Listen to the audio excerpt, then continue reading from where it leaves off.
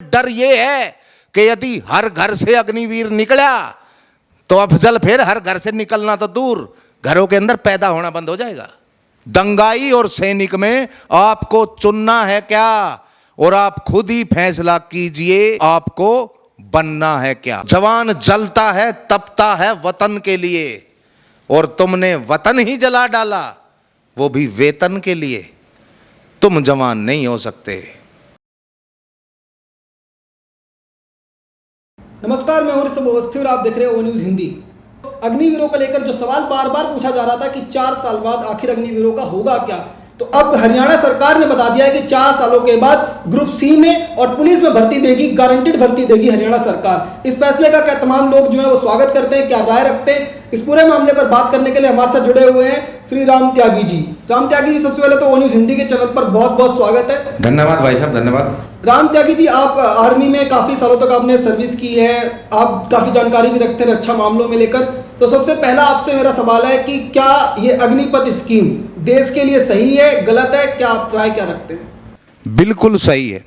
एक golden opportunity है हमारे देश के यूथ के लिए, और बहुत ही सही निर्णय और बिल्कुल सही समय के ऊपर आज इसकी बहुत ज़्यादा आवश्यकता थी जी। और देखिए, ये निर्णय कोई कह रहा है कि भाई इस मौजूदा सरकार ने निर्णय तुरंत देश के ऊपर थोप दिया। निर्णय एक दिन में नहीं लिया गया है। लेफ्टिनेंट जनरल पुरी साहब को आपने भी सुना होगा, 1989 से इसकी तैयारियां चल रही थी, इसके ऊपर शोध चल रहा था, और बहुत पहले से हमारे देश में अधिकारियों की भर्ती इस लेवल के ऊपर की गई थी, जिसको शॉर्ट सर्विस कमीशन बोलते थे। तो उसी को देख करके भी, उसी से भी प्रेरणा लेकर के इस चीज़ को भी आगे इसके ऊपर रिसर्च चलते रहे, और जो आज समय की मांग है। देखिए, हमारी जो आर्मी है उसका जो एज रेशियो जो निकल के आ रहा है वो है 32, और अमेरिका का है 28.5, और वहीं ब्रिटेन का है 26। और यदि हम इस अग्निवीर योजना को अपने देश में, जो आज बहुत समय की मांग है, इसको हम लागू करते हैं तो हमारी आर्मी का भी एज रेशियो निकल के हो जाएगा 26, और ये आज समय की मांग है। तो देश में तमाम आपने देखा होगा, जैसे अग्निवीर जो योजना है, अग्निपथ योजना जो है वो लॉन्च हुई, कई शहरों में, कई राज्यों में जो है आगजनी के मामले सामने आए, ट्रेनें फूंक दी गई, बस फूंक दी गई, इस तरीके की आगजनी की घटनाएं हुई। तो अगर ये इतनी अच्छी योजना है तो क्यों इसका विरोध हो रहा है, क्यों आगजनी हो रही है, और आगजनी करने वाले क्या आर्मी एस्पिरेंट हैं, उस पर भी तमाम लोग सवाल उठा रहे हैं। आप लोग क्या मानते हैं? देखिए, मैं एक बात कहना चाहूँगा, इस देश के अंदर जब जब भी राष्ट्र के हित में फैसले लिए गए, और ये इस देश का बहुत बड़ा दुर्भाग्य है कि जो विपक्ष, जिसकी जिम्मेवारी ये बनती है कि भाई सरकारों से, जो मौजूदा सरकार है उससे वो केवल काउंटर क्वेश्चन कर सकते हैं, लेकिन हमारे देश का इतना बड़ा दुर्भाग्य है कि हमारे देश का जो विपक्ष है वो केवल और केवल देश के अंदर आग लगवाता है, तोड़ फोड़ करवाता है, अराजकता फैलवाता है। अब इसमें चाहे आप केवल एक अग्निपथ स्कीम की बात नहीं है, अग्निपथ स्कीम से पहले जो कृषि बिल आया था, तब देश के अंदर 1.5 साल क्या ड्रामे चले ये आपको विदित है। उससे पहले जब 3 तलाक का मैटर था तब क्या हुआ, CAA और NRC आया तब क्या हुआ, जब धारा 370 हटाई गई तब क्या हुआ, जब राम मंदिर का फैसला आया तब क्या हुआ। मतलब आप पिछला कुछ भी रिकॉर्ड आप देख करके आप ये सोच सकते हैं कि जब जब भी देश के सही मुद्दे इस देश में उठाए गए या सही कानून लाए गए, तब तब इस विपक्ष ने उसका विरोध किया है। तो ये मेरी निजी सोच है कि इस प्रकार का विपक्ष जिस भी किसी योजना का विरोध करे तो आप आंख बंद करके समझ लीजिए कि वो योजना पक्का राष्ट्र हित में है। ये मैं खुद के तजर्बे से बता रहा हूं। तो जिस तरीके से हमने अभी तक सुना कि जो राम त्यागी जी हैं वो अपनी बातों को लेकर बता रहे हैं कि किस तरीके से ये जो योजना है वो सही है। इस मामले पर और बात करने के लिए हमारे साथ जुड़े हुए हैं राव सतवीर सिंह जी, जो इस गांव के अंदर तमाम बच्चे जो आर्मी की तैयारी करते हैं उनकी मदद करते हैं, और इस गांव से जो सिलेक्शन होता है उस पर कड़ी नजर भी रखते हैं। राव सतवीर जी, सबसे पहले हमारे चैनल पर बहुत बहुत स्वागत है। धन्यवाद ऋषभ जी, और मैं अपने गांव में ओ न्यूज़ हिंदी का बहुत बहुत स्वागत करता हूं, और आप देश हित में और जो हमारा देहात के किसानों के हितों में काम करते हैं उसके लिए बहुत सारी शुभकामनाएं आपको जो है। राव सतवीर जी, मैं आपसे ये जानना चाहूँगा कि जो आर्मी एस्पिरेंट्स हैं आपके गाँव में, भारी संख्या में यहाँ से सिलेक्शन होता है और तमाम लोग जो है तैयारी करते हुए नजर आते हैं, अगर इस गाँव में जब भी आते हैं हर बार, तो उन लोगों के बीच में क्या माहौल है और इस योजना का क्या वाकई में स्वागत होना चाहिए या इसमें ऐसी चीज़ें हैं जो बदलनी चाहिए, विरोध होना चाहिए, क्या चीज़ें हैं, आप क्या मानते हैं? ये जो अग्निवीर योजना ये है, इसमें जो जागरूक युवा है वो इसके हित में है, उसको पता है इसके फ़ायदे कितने हैं। और यहाँ का हमारे जो देहात का युवा है वो 100% इसके फेवर में है, 100% इसके हक में है कि इससे अच्छी योजना अभी तक युवाओं के लिए कोई आई नहीं है, कोई हो ही नहीं सकती है। दूसरी बात, यहाँ का युवा बहुत इंतज़ार कर रहा है इस योजना का कि जब से जिस दिन ये लागू हो जाएगी उसी दिन वो उसमें अपना नाम दर्ज कराएगा। और हमारे यहाँ जो पूरे क्षेत्र में दौराला गांव है, वहाँ से लगभग 60 से 70 फौजी एक छोटे से गांव में, टोटल वहाँ पे 400 की आबादी है, उसमें से 60 से 70 लोग फौज में हैं।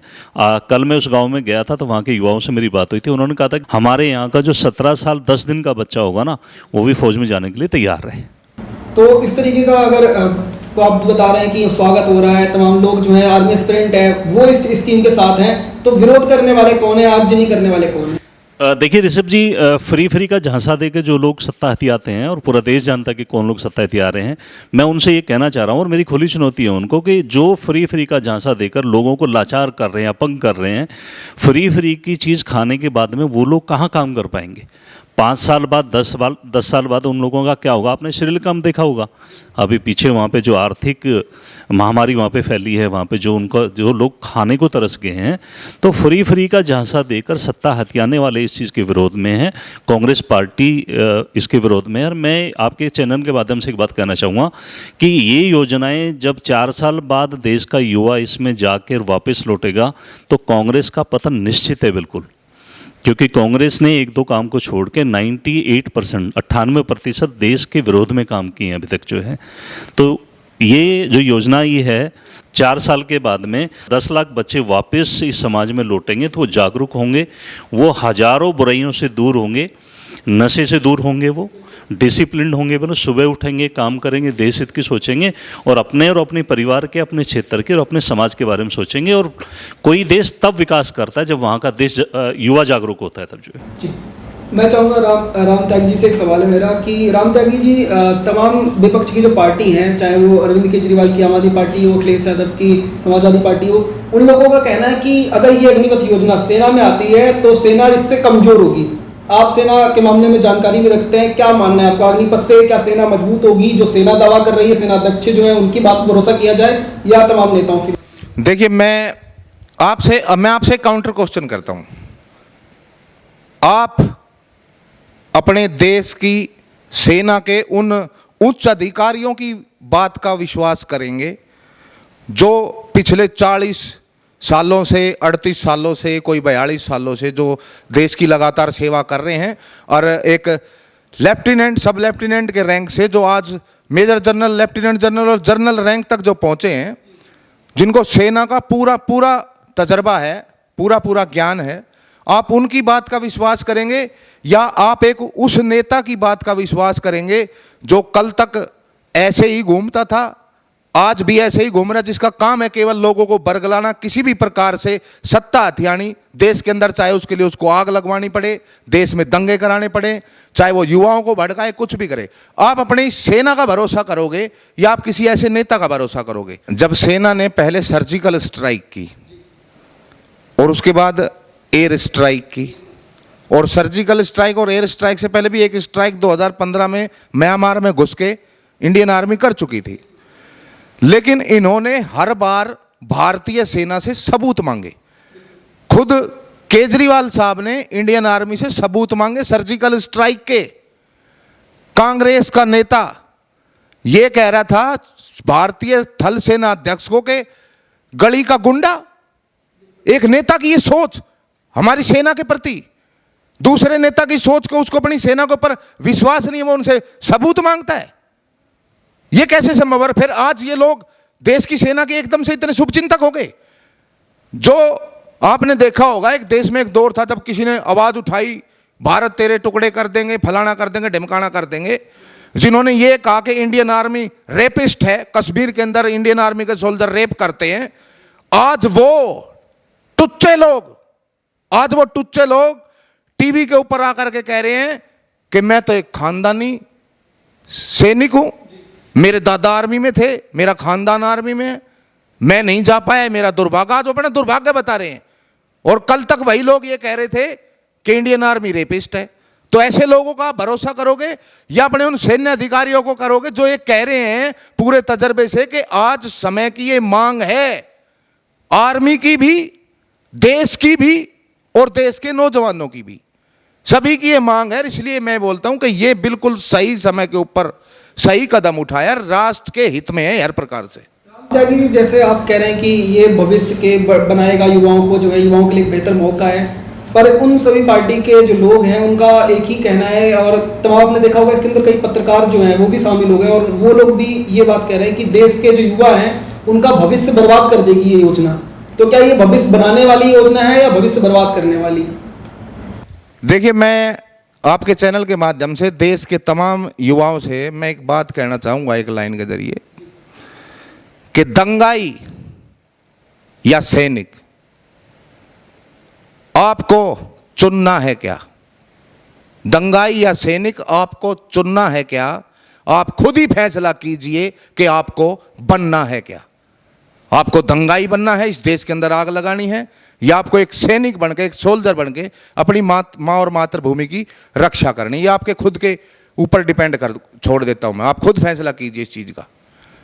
देश के अंदर आग लगाने वाले कभी देश की रक्षा नहीं कर सकते, और कहीं ना कहीं ये जो राजनीतिक पार्टियां, ये नेता और देश के जितने भी राष्ट्र विरोधी हैं जो नहीं चाहते कि भारत उन्नति और प्रगति के पथ के ऊपर अग्रसर हो, उनको कहीं ना कहीं एक डर ये भी है कि यदि 17.5 से और 21 साल का नौजवान भारतीय सेना में चला गया तो फिर इनकी रैलियों में उपद्रव काटने वाले कहां से आएंगे? इनको पत्थर बरसाने के लिए भी नौजवान चाहिए, वो कहां से आएंगे? क्योंकि नौजवान तो आर्मी के अंदर जाकर डिसिप्लिन सोल्जर बन जाएंगे, वो अपने देश में अंदर आग लगाएंगे नहीं। इनको कहीं ना कहीं वो भी डर है। इनको डर युवाओं की बेरोजगारी का नहीं है, इनको डर खुद की बेरोजगारी का है कि यदि ये युवा शिक्षित और समझदार हो गए, डिसिप्लिन हो गए, देश की रक्षा करना सीख गए, तो फिर ये जो नेता जो आज इनको बेरोजगार बता रहे हैं, ये नेता खुद बेरोजगार होकर घूमेंगे। इनके पार्टी कार्यालयों में ताले लटके हुए ना मिले तो बता देना। मतलब असली में युवाओं का भविष्य खतरे में नहीं है, पार्टियों का भविष्य। बिल्कुल एग्जैक्टली, युवाओं का भविष्य खतरे में नहीं है,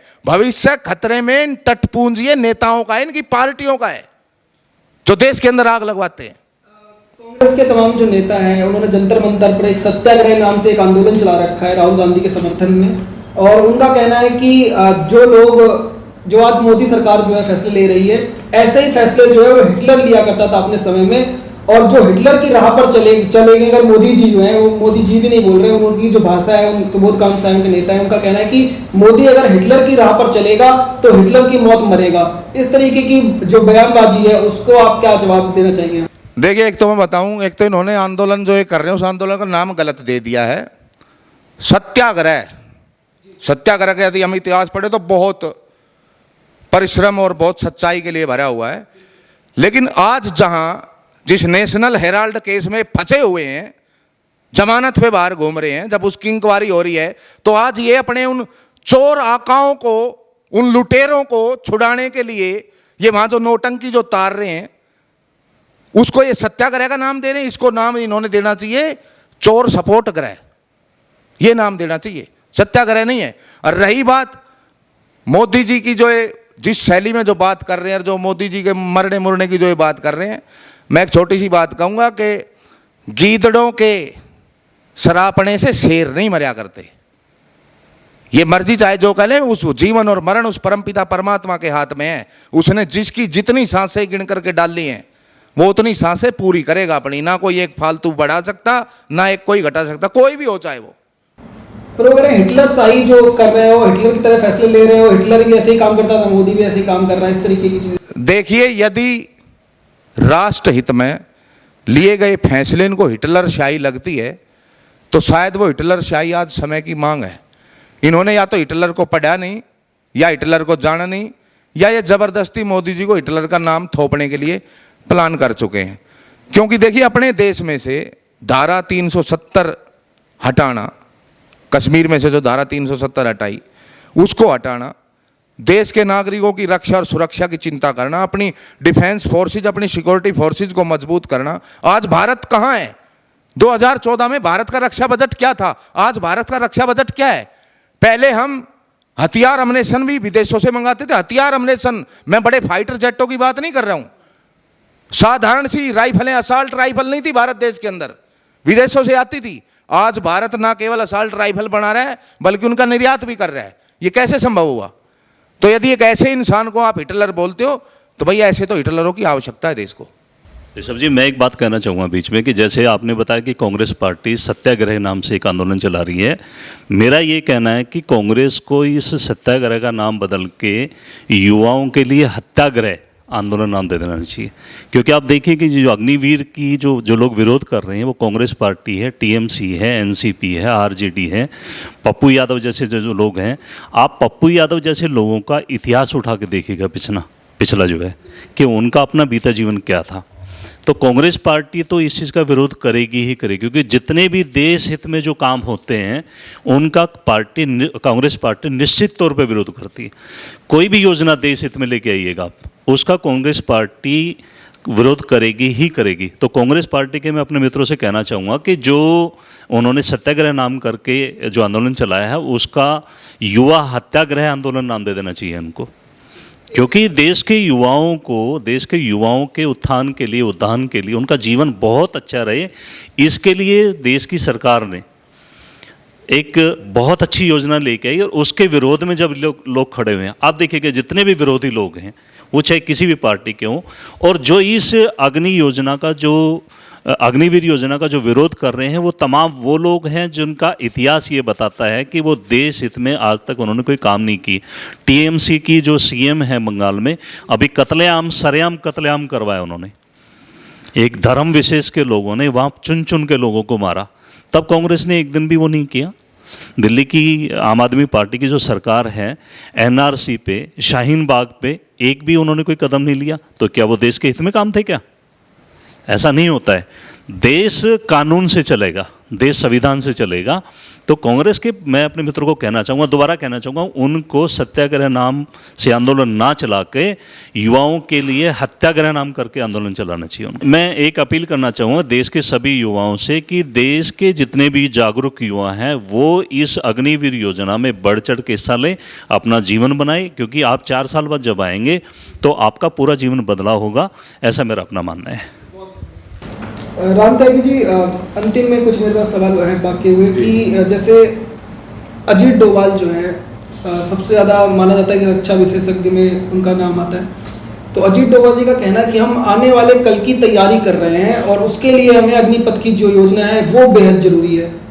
क्या इसके मायने हैं? एक सैनिक, एक रक्षा विशेषज्ञ अगर इस बात को कहता है तो क्या इसके मायने? देखिए भाई साहब, इसके बहुत बड़े मायने हैं, बहुत बड़े। एक ज़माना ऐसा था जब लड़ाइयाँ, जब युद्ध लाठी डंडों से, तलवार और भालों से लड़े जाते थे। फिर एक ज़माना ऐसा आया कि उन तलवार और भालों के साथ में छोटी छोटी देसी तोपें भी शामिल हुई, छोटी छोटी बंदूकें शामिल हुई। फिर एक ज़माना ऐसा आया कि जब पूरी दुनिया को न्यूक्लियर के दम के ऊपर डराया गया। लेकिन आज जितना टेक्निकली वारफेयर का ज़माना है, अब आगे जो लड़ाई होगी वो लाठी डंडों की, तलवार भालों की, तोप और बंदूक की नहीं होगी। अभी लड़ाई होगी टेक्नोलॉजी की, लड़ाई होगी न्यूक्लियर, बायोलॉजिकल, केमिकल की। और इसके लिए बहुत ज़्यादा शिक्षित और बहुत ज़्यादा उन युवाओं की आवश्यकता। देखिए आज आप 4 साल का बच्चा, 3 साल का बच्चा आपने देखा होगा मोबाइल फ़ोन की रेल बना के रखता है, लेकिन वही मोबाइल फ़ोन यदि आप किसी 50 साल के बुजुर्ग के हाथ में पकड़ा दोगे तो उसको चलाना नहीं आता। तो इसलिए आज ये समय की मांग है। डोभाल साहब ने जो कहा है वो इसी बात को लेकर के कहा कि भविष्य की लड़ाई वो जो होगी वो टेक्नोलॉजी के ऊपर लड़ी जाएगी, और टेक्नोलॉजी जिसकी मजबूत होगी वो जीतेगा। एक अंतिम सवाल है, आप दोनों से मैं चाहूँगा उसका जवाब मिले कि जो आपके पड़ोसी राज्य हरियाणा जो है दिल्ली से सटा हुआ, वहाँ के मुख्यमंत्री का कहना है कि हम गारंटीड जो है वो भर्ती देंगे उन सभी अग्निवीरों को। जो सवाल तमाम लोग कई दिनों से लगातार पूछ रहे थे कि उन अग्निवीरों का होगा क्या 4 वर्ष के बाद, जो लोग इस तरीके की चीज़ें कह रहे थे, तो उनके लिए एक बड़ा बेहद अहम निर्णय जो है हरियाणा सरकार ने उठाया। तो आप लोग चाहते हैं कि ऐसे ही जो कदम है वो बाकी जो राज्य उनको भी उठाने चाहिए, और क्या हरियाणा सरकार ने जो फैसला उठाया उसको लेकर भी कोई फीडबैक आप लोग देना चाहेंगे? जी, मैं केवल इस सवाल का नहीं, मैं एक और क्लैरिफिकेशन देना चाहूँगा। मैंने बहुत सारे ऐसे युवाओं से मैं मिलता हूँ जो हमारी कोचिंग अकेडमीज जो साथी जो चलाते हैं हमारे आसपास के क्षेत्रों में, मैं घूमता घामता उनके पास जाता रहता हूँ। मैंने देखा बहुत सारे युवा इसका विरोध कर रहे हैं, लेकिन जब मैंने उनको समझाया, उनको इस चीज़ के फायदे बताए, तो उनकी समझ में तुरंत आ गया। उन्होंने कहा कि हाँ जी ये तो बहुत अच्छे, तो हमारे भविष्य की सवाल है, ये चीज़ तो हमने सोची नहीं। तो युवा इस चीज़ को एक्सेप्ट करने के लिए तैयार है। उनका मामला ये नहीं है कि वो 4 साल के लिए जा रहे हैं या उनको परमानेंट कोई लेगा। परमानेंट वो हो जाएगा जिसकी वहाँ पे 25% की जो कही है, जो टॉप बेस्ट होंगे वो हो जाएंगे, कमीशन भी होंगे, उनमें से कमीशन अधिकारी बनेंगे। लेकिन बाकी जो बचे हुए 75% का जो बार बार बेरोजगारी का जो रोना जो रोया जा रहा है, देखिए इतनी सारी अपॉर्चुनिटीज गवर्नमेंट ने दे दी है। सीएपीएफ के अंदर कोटा दे दिया। सीएपीएफ में बहुत सारों को ये भी नहीं पता कि सीएपीएफ है क्या, सेंट्रल आर्मड पुलिस फोर्स, जिसके अंदर हमारी आती है BSF, ITBP, CRPF, CISF, SSB, ये हमारी सारी उसमें आती है। कोस्ट गार्ड के अंदर दे दिया, आसाम राइफल्स के अंदर दे दिया, इतना सारा कोटा, और हर स्टेट की पुलिस में अलग से दे दिया। और मैं साथ साथ एक और कहना चाहूँगा, जिस प्रकार से हरियाणा के मुख्यमंत्री जी ने आगे बढ़ करके इस प्रकार की घोषणा की है, उसी प्रकार ये जो आज जो विरोध कर रहे हैं आम आदमी पार्टी वाले, करें ना घोषणा फिर कि वो देंगे परमानेंट जॉब, जहां कांग्रेस की सरकार है घोषणा करके दिखाए। भाई यदि पार्टी आपको खेलना है तो खेलो। जिस प्रकार से भाजपा ने कहा हरियाणा में उनकी सरकार है, तो आज दिल्ली में, पंजाब में करे केजरीवाल साहब घोषणा, करे कांग्रेस घोषणा, करके तो दिखाएं। देखिए देश के भविष्य का सवाल है, मैं इसलिए बार बार बोल रहा हूं, ये योजना बहुत लाभकारी है, राष्ट्र के लिए भी, युवाओं के लिए भी, राष्ट्र के भविष्य के लिए भी।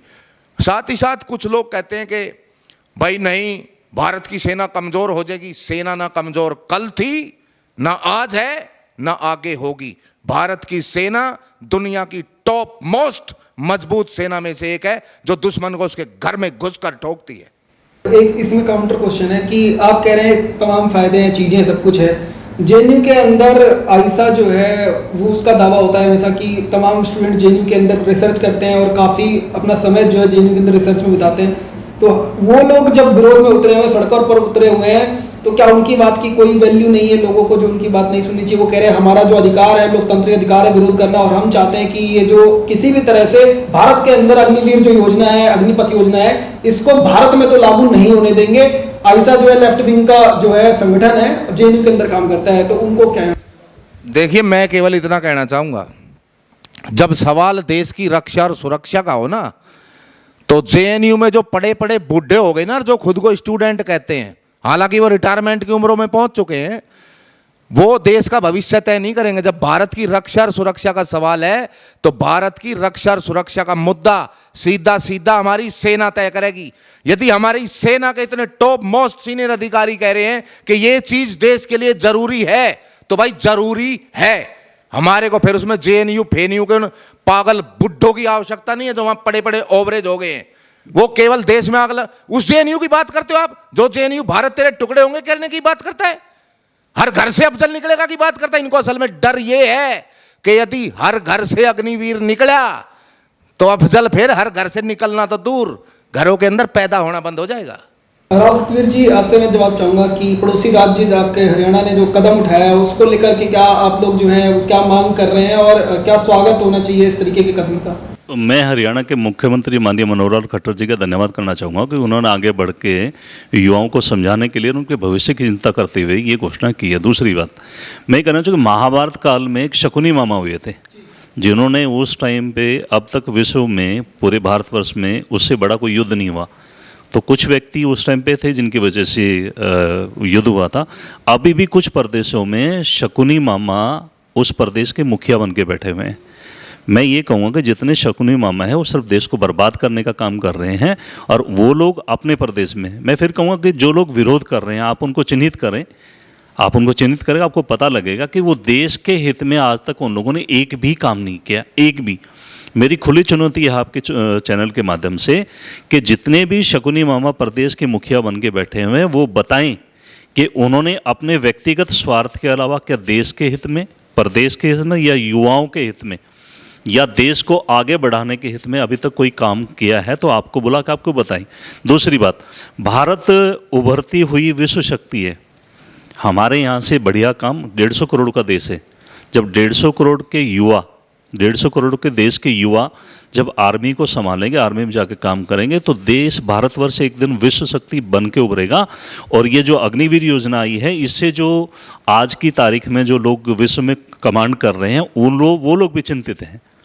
ये पूरा एजेंडा चल रहा है अमेरिका और ब्रिटेन का, उन लोगों का एजेंडा है कि भारत की प्रगति रुक के रहे, यहाँ की आर्मी एक बैलेंस में चले, उनके ऊपर कोई दबाव नहीं बने। इसलिए जो देश के विरोध में जो लोग काम करते हैं वो लोग इसका विरोध कर रहे हैं। देश में ही, हमारे देश में कई संगठन है जो कह रहे हैं कि भारत के अंदर तो अग्निवीर किसी भी तरह से लॉन्च नहीं होने देंगे, अग्निपथ जो योजना है वो नहीं लागू होने देंगे। उनके लिए क्या कोई संदेश? नादान है वो लोग, उनको समझ नहीं है भाई माननीय मोदी जी क्या सोच के काम कर रहे हैं और देश को वो विश्व शक्ति बनाना चाहते हैं। उनका अपना व्यक्तिगत कोई स्वार्थ नहीं, इसके लिए देश के युवा की चिंता है, उनको स्वास्थ्य की चिंता है, उनको एजुकेशन की चिंता है, देश की मिलिट्री की चिंता है। जिस देश की सेना सबसे मजबूत होगी और जिसके देश की सेना के पास में सब साधन होंगे, वही देश आगे बढ़ेगा, वही देश आगे बढ़ेगा।